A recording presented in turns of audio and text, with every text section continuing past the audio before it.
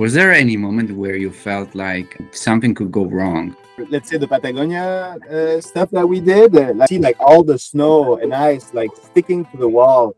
But where we were, there was like an effect like this that would make the snow stick even more. You don't become like a great filmmaker just by buying a very expensive camera. Vision, man, building the vision. It's kind of everything.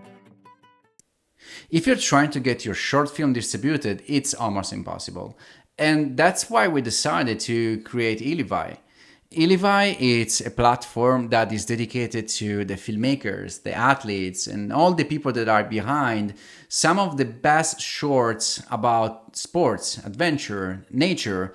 And we decided to do this with just one goal in mind. We want to create a community where the filmmakers are finally rewarded. So I hope you will enjoy today's episode. And if you find value, please don't forget to subscribe and follow us. And thank you. I hope you will enjoy. What was the most challenging thing about filming and climbing in Patagonia?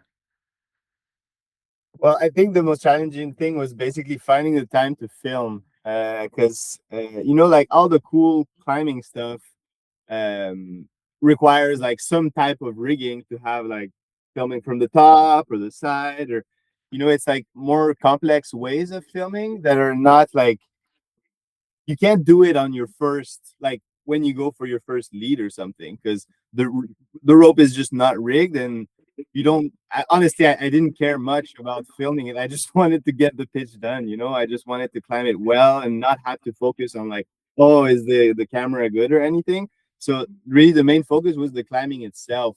And when we could sneak the camera in, that would make sense, in terms of action or interaction, then I would bring it in and make it work. But it was more like à temps perdu, like in the sense that the main goal was the actual climbing. So when we would get to like the crux pitches, let's say, what you see in the film is actually like good weather, because when we went there, we were there to fix to like unfix the lines basically, because we were bailing off the route, right? So that's why we were able to get good shots of it, because otherwise, when we went for it, like on the onsites or whatever flash goes, it didn't really go that like that way. Like you see Guillaume in his pitch, like he's taking off snow off the holes and stuff. That was real. Like he really did that. But he also took like a massive whipper and ripped some gear. But we don't have that on film, right? Because we were focused doing something else. Like Jerome was belaying, and I was probably like hauling or taking stuff in the bag. And when Jerome did his pitch, it was like kind of the same. Like his pitch was pretty frozen, and there was a lot of it's like a sacrage, like it was just like a more intense of an experience. And when I did my pitch, it was like a freaking waterfall, and there was snow on the holds. I had to take off the snow, like everything was wet. It was like close to zero, so there could be some ice.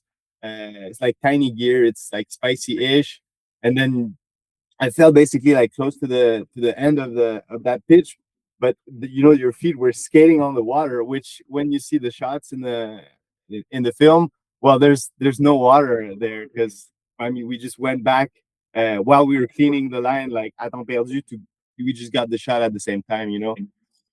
So yeah, the conditions were worse than what you see in the film, which is kind of, yeah, it's kind of a bummer, because it would have been cool to have like a magic person just floating around and like capturing everything, right? But that's not how it goes, eh?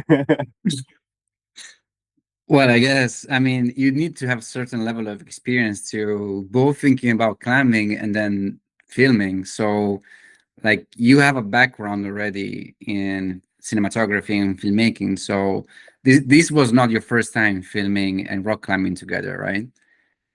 No, no, no, it wasn't. I mean, I do like a bunch of stuff, like for some brands, can be like for social medias or like publicité. Yeah, I mean, I did some stuff like that for, and I also did actually, I did another film about climbing, that's called 50 ans c'est jeune, and that was like a climbing film about the climbing culture in Quebec. Because what basically is happening in Quebec is like all the people that started climbing like way back, well, it's not that way back compared to Europe, right? Like people started climbing here in like I don't know, like the 50s or something. So like the pioneers of rock climbing in Quebec, like there are a few that are still alive, you know. And the federation, like the let's say the FQME, Fédération Québécoise de la Montagne et de l'Escalade, like the pioneers that basically did that federation are still alive, and like which that's not the case in for most like climbing federations, right? So like that film, I basically went back and like I filmed some stuff for that, like could be on ropes, can be on like just like long interviews with like these pioneers that are just so psyched to tell their stories, right? So Hmm. yeah. So you are a full-time filmmaker, essentially. Well, half and half, I'd say. I do the filmmaking. I'd love to do like full time filmmaking. It's just that it's hard to get the projects done and everything. So I'm also doing like publicity. Can be stuff for social medias. Can be I did stuff like in eco housing, and some yeah. I mean, I did like a bunch of stuff honestly, like whatever could pay the bills. But I really like what I really like the most, right, is making films. So yeah, if at some point I can like commit to it 100%, I would. It's just that it's kind of complicated if I want to also be climbing like at a relatively high level, let's say, and like spend a lot of time training. It's like I need the money to do it, right? So yeah, that's where it the shift comes, honestly. So, like a very personal question, do you feel a better climber or a better filmmaker? That's a good question. Oh man. Oh, I'd say half and half, honestly. I think I feel pretty good about both. Like I feel good about the stuff that I do on films, and I'm pretty happy about my climbing too. But like in both cases, I feel like I can always do something better, right? So yeah, that's usually my main focus. Like how can I just get better at it for anything? So I guess it's like everything's a journey from there, right? So yeah. So you've been filming for the past 10 years, if I'm not mistaken, and climbing, when did you start? Yeah, well, the filming stuff actually started before, because what happened is I studied film, right? I wanted to do physics actually. I wanted to become a physician when I was in like after high school, let's say, and because that's what like was kind of pushed in my like I don't know like my environment. And so I really wanted to do this, oh, I want to become a physician. I want to do like some research and stuff like that. And then the more I got into it, the more I figured out, well, that's not my thing at all. I like to make films. I like to tell stories, right?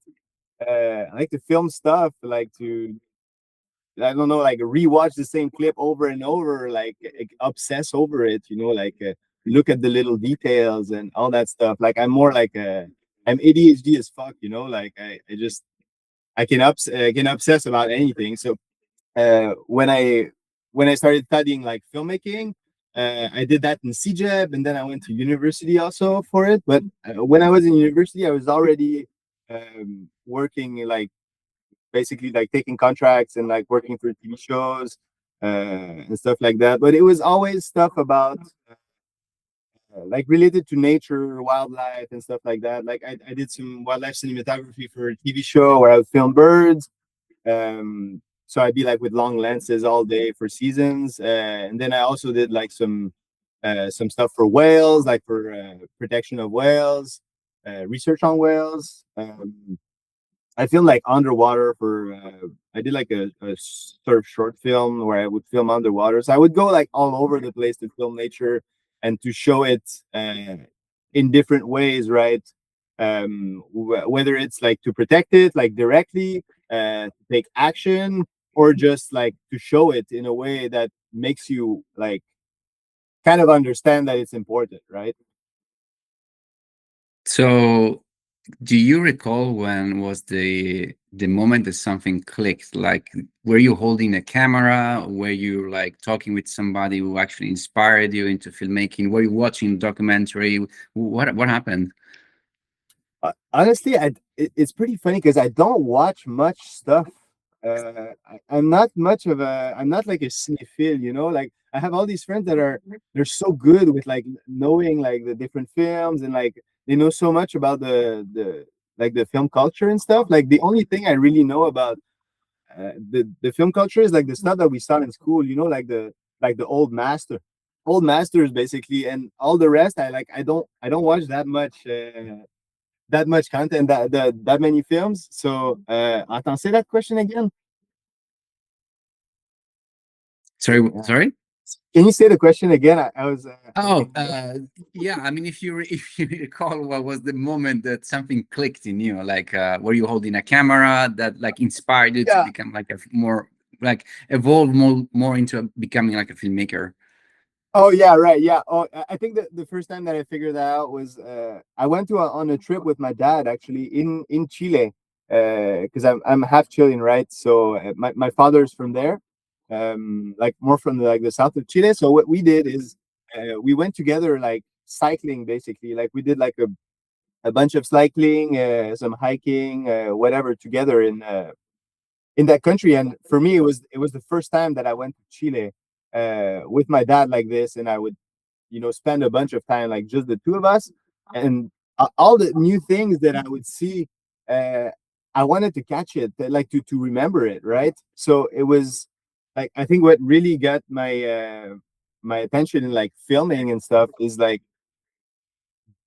bringing like basically like showing what I'm seeing and what I'm going through to share it with others. I think that's really what got me into it because I would film all these things, and then when I would get home, like I don't know, like a month later or whatever, I would start editing this and like make it into short videos that I look at it again and it's like sure, like the filmmaking aspect of it is not incredible, but what I was seeing, it's still there, and it still makes me feel some type of way, right? So yeah, I think that nostalgia, the the the fact that you can like kind of relive something that happened in a different way, I think that's amazing because like let's say for this, it was for me, it's like a trip, right? So it's like pretty personal, but if you're doing something about like a culture or something that could be forgotten that is important for society or whatever, I think that's where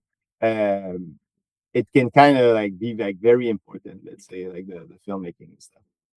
Yeah, yeah, yeah. And were there any moments, I don't know, maybe not during this film, but any, like you mentioned, you did some pretty interesting stuff, like you were filming whales, you were filming underwater, like climbing shots. Was there any moment where you felt like, I mean, something could go wrong? I know it sounds like a typical question because when you see like those films, like you were hanging in there, it's like I'm not as a Yeah. good rock climber, so when I'm seeing this stuff, I'm always like, wow, how do they do that? So Right. like, Okay. Yeah. Well, I mean, I'd say the times that I was the most scared. I guess the first time that I got really scared is probably like filming in the water. I think that's the scariest, but not really actually. Like when we were filming like animals and stuff, like anytime you're like kind of in the wild, like you're always like your focus is on something like super specific, right?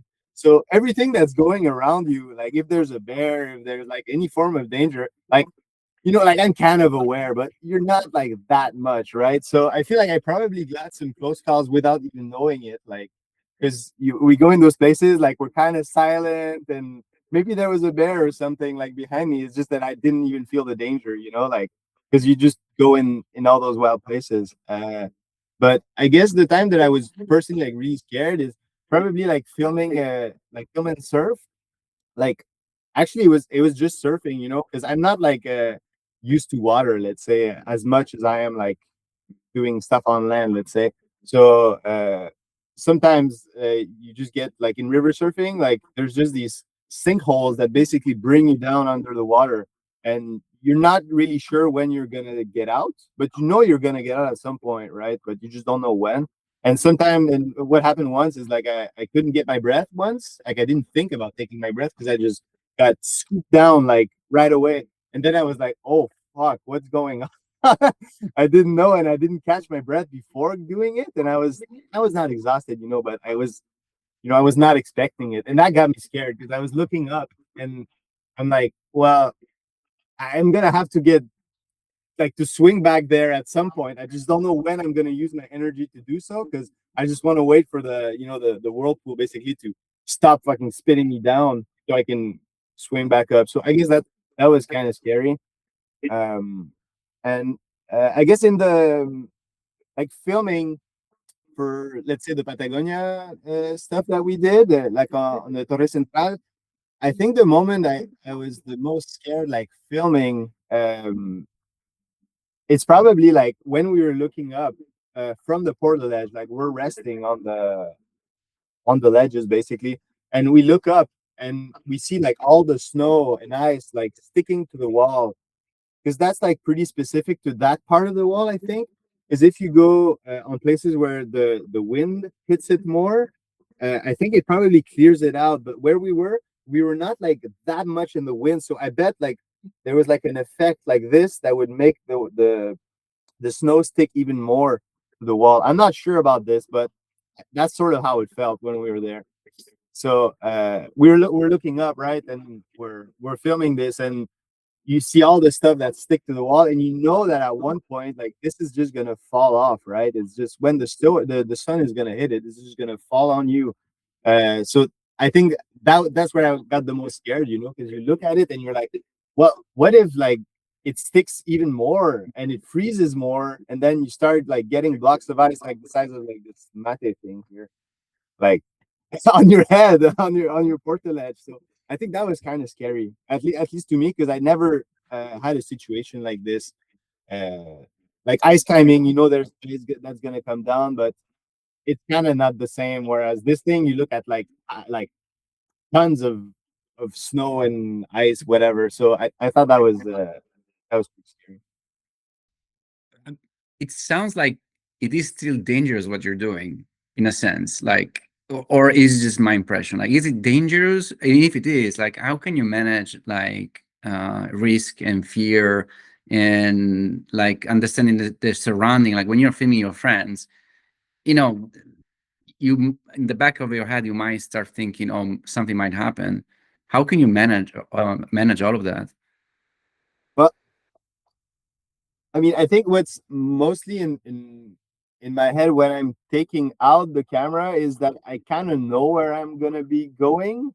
I know the direction, so I think that helps me to kind of stay focused on it, on like let's say like the specific thing that I'm going to film. Because like if I like let's say I think it's the same for when I'm climbing, where I like if you're doing something and you're focused on it, you know that the best outcome that you're gonna get out of it is if you really focus on it, right? Because if you have your mind all over the place and you're thinking like, oh, like this could go wrong, this could go wrong, like it's like kind of in the back. But if you let it like take all the place, well, then you might fuck up because your focus is not in the right zone, right? Like if you're on the sharp end, like leading a pitch. Uh, you're not gonna start thinking like too much about like oh, what if I fall here, like I'm gonna be fucked, or like if I like what are we gonna have for supper tonight, what are we gonna have for dinner, is it the same food what we had yesterday, or maybe we're gonna make some popcorn. Like if I start having all of those thoughts taking the space, like I'm not gonna be focused enough and I might like make a mistake. So what I'm getting to is like when we were filming, like I knew that I was committed to filming. Whereas it's whether it's in the portal edge or we're like on the ropes and stuff, I knew that my focus was like the security of like us as a party, but especially the person that is climbing as I'm filming. Like I don't want to be like pushing something on top of that person. I don't want the rope to be like in the way of that person. I don't want it like move and like touch that person, or like I really try to erase myself when I'm filming mostly. And if I have to take a stance like outside of the stuff that I'm filming or as I'm filming, I will do it. But for this type of stuff, I try to leave to let people in their bubble, let's say, when they're planning. Oh yeah, hope that And then answers. after, oh yeah, I mean, and then after all of that, you said that you are kind of very, very focused on what's happening next in the editing phase. So what kind of an editor are you? Do you like to get feedbacks? Do you like to focus and just like straight go finish like have a rough cut and then yeah, I'm going to finish by myself, or how does it work with Yeah, you? yeah, it varies, but for this film especially, what I did is I would cut it by scene basically, and I knew how the events unraveled like in real life, um, and my idea was uh, to like start by doing that, you know, like just le faire sur une ligne du temps, là, like on a timeline, basically. So I would just edit everything on a timeline and make sure that like all the scenes and everything that happened was like kind of making sense. Um, so that took a while, you know, because there was a lot of footage. Because the way that we shot it is like uh, Jerome and Guillaume, like they know how to handle the camera also. Like even though they're not like filmmakers, like they're good at holding the camera and like pointing it in the right direction and like we had like so much footage, you know, like yeah, especially like Guillaume, he had like a 360-degree camera. So that footage I couldn't even see like at first because like I had to put it through the editing software and kind of edit it already to be able to understand what was going on. Like, uh, but yeah, but where was I going? So yeah, I would just put everything on a timeline, edit it like de façon temporelle, genre direct, and then once I had that, that took kind of a while. I just like shuffled it in a way that would kind of make more sense, like to have like to start with the end, sort of with like my grandmother, basically a conversation on the phone with my grandmother. It's saying like, you know, when we're out of there, uh, I just call my grandmother and I'm like, well, you know, we basically bailed off the wall. We're out of here. Like, I want to come see you in Santiago de Chile because that's where she lived, and I had like a couple more days, right? So she's like, oh yeah, come spend time in Santiago where it's like freaking 30 degrees or something, maybe like 35 degrees Celsius, which was like complete opposite of what we had in Patagonia, like no sun, you know, and everything. So uh, I think when I edited this, like I already had lived the experience of like being in the cold and then being in the super warmth and like citadine way of living with my grandmother in Santiago de Chile. So the contrast was so big that I think that's how I edited this. I had to make that contrast. You know, it was just so strong. Like you know, being in the like having the conversation about what happened on the wall, basically came after. Because at first I was when I shot it at first, I was like, you know, like we can make it like a classic type documentary where like Jerome, Guillaume, and I we talk about our experience, and you know that could have been a way to present that story, but that was not how I wanted it to be. At when I after living it with my grandmother, like after talking about it with my grandmother, I was like, we should do this like in a way that is so contrasting, and where my basically I'm just telling the story to my grandmother, right? And that's the narration of the film. So we have like all her reaction because she lived there, right? She lived in um, Punta Arenas, which is basically right next to Torres del Paine. So she knows the bad weather. She knows those places. Like, so yeah. Where was I going with this? Uh, uh, yeah. So Well, when I edited it, yeah, when I edited it, it was on a timeline like this. And what I ended up doing was not that. Like, start with the end and like finish with the end, but like tell the story with my grandmother, basically. So that's how I ended up editing it. And I honestly I didn't show the proper cut to my friends that were in the expedition until I had like a proper cut. Like the people that saw the like that helped me, let's say, like make the creative decisions and stuff. I basically showed it like to my family, to a couple of my friends, not many people, and just ask them like, do you think those scenes, like, because I would not have like a proper cut. I would just have the scenes like what scenes do you think are like the most interesting, let's say, or well, like what are the highlights? What do you remember and stuff like that? Because I bet when you go through the footage so much, like you kind of know what's interesting or how it could unravel, but like having the reaction of somebody, it helps me also to understand like, oh, well, this did not flash to me as something like that's crazy, but when somebody else watches it, oh, maybe it is, maybe, oh, okay, this is important. I should keep it in the cut, whatever.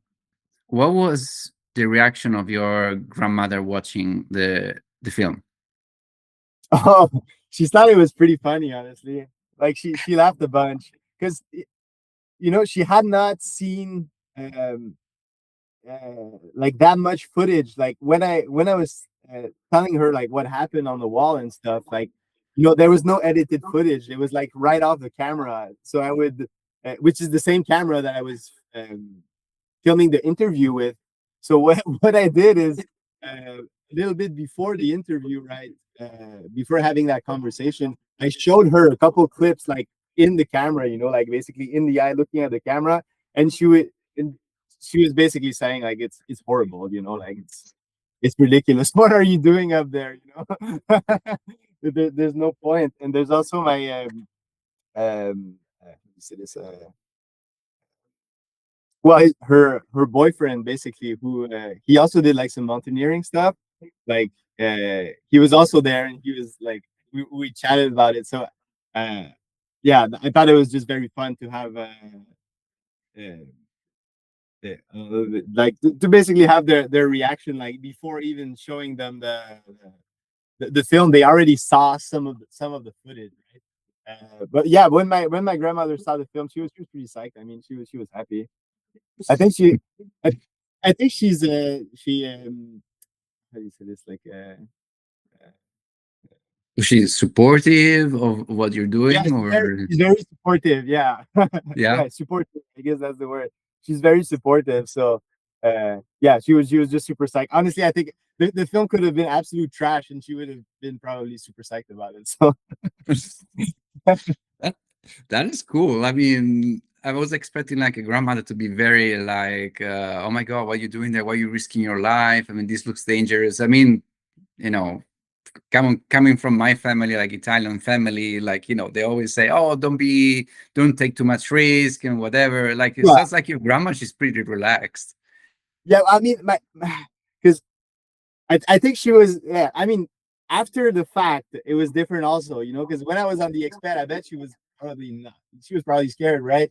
But when I got back from it, she knows I'm alive. She knows like everything's going well. So I think she was like, well, that's fine, like let's leave it as is. And yeah, And you said she used to live in Patagonia before moving yeah, to Santiago.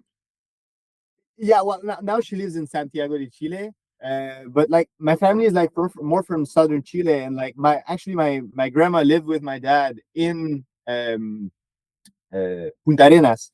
Like for a couple, like I think Hmm. for 5 years they lived in Punta Arenas. And other than that, like my family is a bit more from well, it's a bit more north, but it's still like south of Chile, like close to Osorno, Puerto Montt. Like, I guess that's like close to Cochimo, which is a bit more north. Yeah. So yeah, they know the they know the bad weather. They know how it goes. And how did you end up living in Quebec? Mm. Well, the thing is, I was born and raised here, basically in Quebec. My grandfather, my grandmother, with their children. So my dad and his two sisters, they basically had to come to Canada when there was the golpe, the coup d'état. Uh, uh, I don't know how was the word in English for that. It's coup d'état, Yeah. golpe. Yeah, so they basically had to leave the country because they had let's say not the same political opinion as the people that basically took control of the country then. So they, yeah, for their security, they had to leave the country basically, Hmm. and live in so in another country basically, which ended up being Canada. So after that, they basically like spend most of their lives there because my dad was, I think he got here when he was 10 or so. Um, so yeah, they basically spend a lot of their lives here, and then when the political situation de-escalated, my grandparents, they would come back and forth. Like my grandmother, it's actually pretty funny. My grandmother, she's like, she likes summer, right? She like it when it's warm. So what she does is she basically lives the summer in because the seasons Reversed. are Yeah, yeah. are diverse, right? Yeah. So she comes live the summer in Quebec, where spend time with the family, and then when it starts to get cold, she just leaves and go lives the summer in Chile, right? In Santiago. So she just like she's basically living the endless summer. That's a smart way of doing that. I think Yeah. Yeah. it's I pretty mean, we smart. kind of do it with planning, right? When we do this, but I guess the summer like very warm aspect is maybe not what we're going for, but I guess it's kind of similar. And so I mean, you're now, so you're based in Quebec. Are you living near Montreal or Quebec City? Where exactly do you call home? Uh, I'd say Montreal. Well, yeah, I'd say Montreal, like around Montreal is basically my home. But you're Yeah. always on the move. Like now you're in your van. Looks like it's all Yeah, prepped for, for the expedition. yeah. I mean, I'm kind of like, yeah. I kind of live in this van, right? So that's where I sleep every day and everything. Like, so yeah. I mean, I'm kind of always on the move, but yeah, I mean, I was like on the West Coast a bunch, like in the States a bunch, in Mexico. Like I would just basically do like my grandmother, but I would do it in a van and like just drive from, I guess, nice climbing destination to the other. Like can be Squamish, can be Yosemite, Bishop, stuff around Monterey, like El Salto. Like I would just like just drive through that basically. That But that Montreal sounds is, amazing. yeah, it's pretty fun. It's pretty fun. I would recommend it. I would highly recommend. I mean, if you had to teach somebody how to live this lifestyle, because I don't think it's for everybody. I mean, there are a lot of people that are saying I want to do that, but I tried myself. It's not always that easy and like a dream world like many people are saying. Or is it for you? I mean, would you not change anything about what you're saying, about what you're living right I now? wouldn't Or would you I wouldn't change anything, man. Honestly. really? Yeah, I wouldn't change anything. But it took like a while to get into it, honestly. Like because what I would do at first, like a few years back, I would like I had like a SUV, like a medium-sized SUV, like a Subaru Forester, and I stripped out the back seat and like built a platform with my dad, like a wooden platform, so I could use like all the storage, and like I had a big roof box on it also, so I could put all my climbing stuff. And I traveled a bunch with this, and it's amazing. Like it's very effective on gas. You can go to crazy places because it's good 4x4. Like it was amazing. But the thing is, when the weather gets let's say like not as good, like it gets rainy or it's cold and stuff, like it's kind of like more tricky to do it for a long period of time. Like if you're just following the perfect weather all the time, I think it's not too bad. Like it works. Like you could sustain that for, I don't know, like many months, and like we did it for many months, and it was fine. I was just having a blast. But the comfort, there's like some aspect of discomfort. Like if you're, I guess like my yeah, I guess like I'm kind of used to that, so it was like not too bad for me. Like sleeping in a tent or in my car, I choose my car, right? Because it's more Hmm. comfy and I could use the heater or whatever. But doing that for a very long time, it kind of didn't make that much sense in my mind because it's like you can't really work, and the level of comfort is like not high enough. to be able to, like, let's say, do that with my girlfriend for a long time, or to be able to work like what I'm doing right now. Basically, like we're chatting, and I'm like super comfy. Like I could be making a coffee or like taking something out of my fridge or whatever. It's like I have all the comfort here with the van that I didn't have then. So when I decided that was gonna do this, like, travel for a while, I basically worked like a maniac for a couple of years. Like didn't travel that much for that period of time. Like I would go on like short trips instead of like very long trips. And uh, with all the money I piled, basically, I was like, I'm gonna build like this rig that's gonna be everything that I ever wanted. Like I'm gonna have like all the specifics that I want to be able to live like full time on the road. So in the end, I just worked towards that. And even though it was not like working towards it was not that nice, honestly. Like I would just work so much, and looking back at it, I don't think I would do it again. But I would kind of do it again, but I would not want to go through it again. If you know what I mean. But in the end, like I'm super psyched. Like I have like everything that I could want. I have a shelter. I can manage the temperature very well. I can like have nice views everywhere.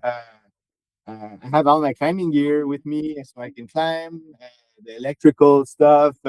I'm able to work. Like the fridge and freezer. Like I can make a smoothie in the morning. I can like use the sink. I can wash myself. I can sleep. I can do all my basic necessary stuff like with a hands reach. Which is kind of very very nice. So you're living like a dream life. Let me put it that way. At least for me, it's like a dream life. Fair Let enough. me say that. How would you, if you had to say, like to inspire somebody to, like, they would like to do what you're doing, the kind of lifestyle you're living, but they don't know where to start? Do you have like a Oh, oh secret yeah. sauce to share? Oh yeah, absolutely. I think the most important thing there, yeah. So the first thing is knowing what are your needs, and I think actually even before that, you gotta just do it like on a smaller scale. Like if you go, like if you've never been on a weekend like trip or something like uh living on your own, like in the wild, whatever. Like you have to be like self sufficient. Like let's say for a couple days. Like if you've never done that. And you want to go like and you say like oh, I want to go full time in a van like out of the blue like this, that's kind of like it could work, but it most probably won't, because you have no clue like what you really want to do, right? So I think like the best way is like basically like I guess what we both did, like just go on the road and you try to make like the stuff that you want to do happen, and it just happens to be that living in a car allows you to do it, right? It's not like you want to live in a car so bad. It's just like there's no house where you want to be. There's no like the accommodations are not there. You don't have the cash to pay for those accommodations either, because your focus is doing the activity that you like to do, right? Uh, so I think that like if you're able to know like to go through like smaller scale stuff before and then build up on top of that, then you can kind of know what you really want to get into. Because like let's say for me, what I was the most scared of when I before even being living in the van, I knew that my what I was going to be the most scared of is being alone. Like, if you're alone for like a couple days, like it doesn't, like, I don't know, I'm fine with this. But being alone for months, like not being able to interact like in a controlled environment, like comfortable environment and everything, like it's kind of a, I don't know, man. Like I thought I could go crazy, like, and like put in question all of that and being like, I'm not ready for this. I can't do it. Like I can't be alone for that long of time. And what I figured out, like for me, is that I knew that was going to be there. I knew I was going to be scared of that, but I had to try it anyways, because it was like just one aspect, like all the rest, it kind of make full sense. And what I figured is once I started like being on the road, like for like let's say year or whatever, uh, the community of climbers, of people that like do the same kind of things that you do, there's a massive community. Well, it's not that massive, but it's there, and that's kind of what keeps that keeps you it doesn't keep you alive, but it makes you like reassess that like this is possible, you know, like we're all having a blast. uh some people, like, you will meet them in one location, and then like 5 months later you're gonna find them in another location, and it's the same people. It's just like this circuit, like people, they go from one to the other. And like knowing that, I guess when people started doing those things, and those type of traveling for climbing, it was probably way more daunting because there was not, probably the community was smaller. I can't say because I wasn't there, but from the stories that I've heard, like there was a community, but it was smaller. Whereas now it's like you can kind of go everywhere, and you're gonna meet some people that are psyched about the same things as you, and it's easy to find partners for most of the stuff. And yeah, I think the community is like, it's kind of everything for this. I feel like everything that you just said can be applied on so many things in life. Like if you want to start filming, if you want to start rock climbing, like for example, you see somebody like you who is climbing in Patagonia, in those like places that look so difficult and challenging. But then, I mean, you have to build your way to get to up to a certain level. You don't become like a great filmmaker just by buying a very expensive camera. You go there and that's it. You know, it just like takes time. Oh yeah, building the vision, man, building the vision. It's kind of everything. Because like I feel like for the filming stuff, like that's a conversation I I try to stay away as much as possible, like in terms like for gear and stuff, like especially for the type of stuff that we do. Like it doesn't really matter as much. Like it, like you could have like a massive when I did my surf film, my first like film that like kind of worked. Um like I shot stuff with the school camera that was like an Arri Alexa with like amazing lenses, and the footage was beautiful, but I could not bring the Alexa where I wanted it, you know? Like the places that I had to put my camera, like to get the point of view, like the vision, it was not possible to do it with this camera for me. Like it would have been too dangerous. Like to first, it would not have been possible. Basically. I could not have brought it where I wanted. So like having a smaller camera, like a mirrorless camera that basically weighs nothing and it's easy to maneuver, uh, it allowed me to get the vision of what I wanted, where I wanted it, when I wanted it. So I think that's kind of the key thing for me. Like if like the most important thing is like what story are you saying, and what position are you able to put yourself in, and how fast can you do it in order to say that story? Because if you're doing everything like fully staged, like you're gonna get a certain outcome, and that can be a very good outcome. But for the stuff that I tend to lean towards, well, at least for this type of like adventure film, that's not how it goes. Like I'm not gonna be like bringing a massive tripod with an Alexa and like have like somebody with like I don't know, like something to protect it from the rain, and like somebody else with like a reflector to put on us as we walk. Like there's no way that's gonna happen, you know? Like there's just no way. That's not how it works. Like it would look better, obviously, but the main focus is not necessarily the that's not the main focus, you know. The main focus is the action itself. So I think, yeah, I don't know where I was Sure. going with this one. Yeah, my buddy Jerome, he approached me and he was like, "Oh, do you want to climb something in Patagonia with me?" You know, and when he told me he wanted to climb the central tower of Torres del Paine, I was like, "Yeah." I just said, "Yeah," you know.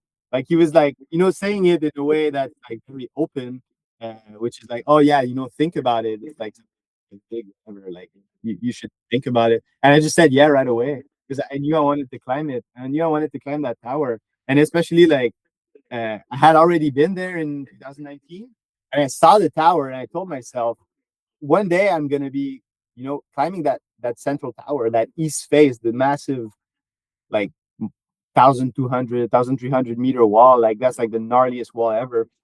And yeah, I told myself that I wanted to climb it. So when Jerome told me like, "Oh yeah, do you want to go there and climb that face?" I was like, absolutely, man. Absolutely. I'm hopping on this. And my buddy Jerome, he's like a very experienced track climber. And he also had like his other friend that I didn't know back then, which is Guillaume Michaud. And Guillaume Michaud is basically like how do you say this? He's like a see, he's a surgeon. So that guy's like super like precise and like with the gear and everything. He's like when he's climbing everything, like he can manage like the gear and like the ropes and everything, like the living on the wall. Like he's just so good at that. So like it made like a very good team, the three of us, and we got to like climb a bit before going on the wall to know each other a bit. But what ended up happening is like we prepared everything like for a few like for weeks basically, like because we knew we were gonna go on the exped. So we would chat about the gear, like meet together in Guillaume's bat cave because he had like a sous-sol, like a um Like like a basement. He had basement. like a Yeah. yeah, he had like a basement, like which is like the perfect like gear room type of space, so we could mount everything and like test how it was gonna be and like kind of like get ready for the exped.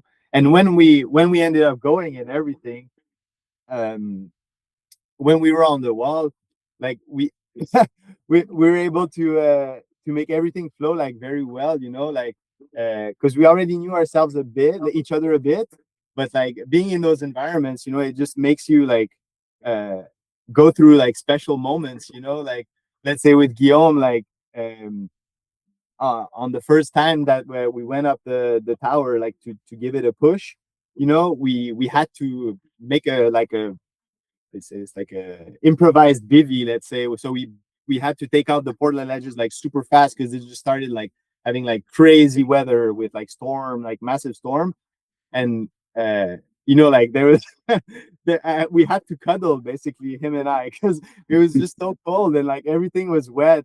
Uh, and we just cuddled like our first night together, like on the wall. We basically cuddled for the whole night. And I. So it puts you in those situations where you're like, you just got to make it happen, right? You gotta Yeah. like just you're there to survive, right? It's a pity So that we yeah. couldn't see like that on the film. Oh yeah, no, it was too miserable, man. There's no way I was taking out the camera at that point. Actually, like, a funny thing is, uh, like the main focus was so much the climbing and not the film, that at one point I just left the camera up on the ledges, like I don't know, like because we would climb and we would fix the pitches and go back down to our portal edge camp, right? So that's how we would get like to a high point. Um, and at one point I just left the camera up there, like in a bag, and it stayed there for like days. And when and when I went to get it, I mean, when the weather got a bit better, I went to get the camera, right? And it was like, I don't even understand to this day how this camera still works, because it was like soaked in water. I had to keep it with me in the because the weather was so bad, right? We couldn't do anything for a while. I just had the camera with me in my sleeping bag for days, man, for days, and like to dry it off because it was just filled with water, and it just ended up keep working. Uh, for some reason, I don't know. Like, I guess I was dedicated to have it warm up with the heat of my body, and at one point, we were able to film with it, which is kind of crazy, but yeah. If you found value on today's episode, please don't forget to like and subscribe to our content. That will mean the world to us. Every single week, we are going to share insights from filmmakers, athletes, and all the people behind some of the best short films. Hope you liked it and hope to see you soon. Thanks.